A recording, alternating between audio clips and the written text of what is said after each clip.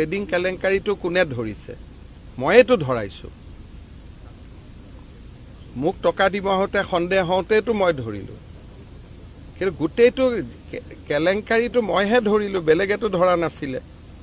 গতিকে এতিয়া ধৰা মানুহজনকে আক্ৰমণ কৰিলে তাৰ মানে কি অপৰাধীক আমি সাহস দিব খুজিছো যে তোক মুখ্যমন্ত্ৰীয়ে ধৰিছে গতিকে আমি মুখ্যমন্ত্ৰীকে ধৰি দিওঁ এইটোৰ মিনিংটো কি যিজন মানুহে গোটেই ঘটনাটো পোহৰত আনিলে তেওঁকে গালিগালাজ কৰা মানে ইনডাইৰেক্টলি অপৰাধী কেজনক ভিটামিন দিয়া হল নে নাই এতিয়াতো আপোনালোকে জানে চেনেল বিলাকত বা বিভিন্ন ইউটিউব এওঁলোকৰ ওপৰত পডকাষ্ট হৈছে এওঁলোকক হিৰো বনাই আছিলে মইতো দেখা নাছিলো যেতিয়ালৈকে মোক 1 কোটি টকা দিব অহা নাছিল মোক মানে ৰিলিফ ফাণ্ডত তেতিয়ালৈকেতো এওঁলোকক সবে হিৰো বনাই ৰাখিছিল হিৰো বনোৱাটো মই নাই এইসকলক হিৰো বনাই কোনে ৰাখিছিল আমাৰ সমাজৰ একাংশই ৰাখিছিলে গতিকে এতিয়া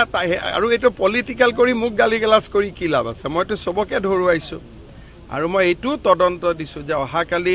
কেনেকে অপৰাধী কেজনক জিমখানালৈকে লৈ যোৱা হৈছিল মই কালি প্ৰথম গ্ৰেপ্তাৰ কৰি আমাৰ এটা পুলিচৰ ফৰ্ছে তেওঁলোকক জিমখানাত লৈ গৈছে লৈ গৈ এটা চেনেলক সাক্ষাৎকাৰ ল'ব দিছে পুলিচ আৰু সাংবাদিকৰ সম্পৰ্কটো এইটো চিন্তনীয়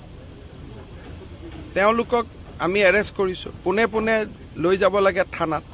লৈ নগৈ জিমখানাত লৈ আহি পেলাই এটা চেনেলক আকতাৰ ইণ্টাৰভিউ ল'ব সুবিধা দিয়া হৈছে মই নিজে 7:30 বজাত ইণ্টাৰভিউ চাই আছো তেতিয়া মই ডিজিপিক ফোন কৰিলো আৰে মই ইণ্টাৰভিউ চাই আছো মানুহ থাকিব লাগে লকআপত ইয়াত ইণ্টাৰভিউ হৈ আছে কেছটোৰ পিছত মইহে লাগি আছো মই মুম্বাইত আছিলো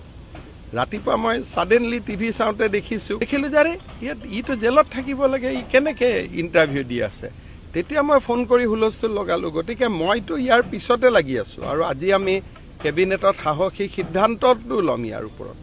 সেইবিলাকত কোনো ইছ্যু নাই কিন্তু ঘটনাটো হ'ল যে মই ইমানখিনিলৈকেও মই এইটোত সন্তুষ্ট নহয় যে তেওঁক গ্ৰেপ্তাৰ কৰি তেওঁলোকক ডাইৰেক্টলি থানাত লৈ যাব লাগিছিল এবাৰ জিমখানাত লৈ আহি এটা চেনেলক সাক্ষাৎ কৰাৰ সুবিধা এতিয়া গোটেই কথাবিলাকৰ মাজত আপোনালোকে ক'বাত সোমাই আছে কোনবা ইউটিউব কোনবা চেনেল ঝামেলাটো আপোনালোকৰ পৰাই আহেগৈ ঝামেলাটো মোৰ পৰাটো নাহে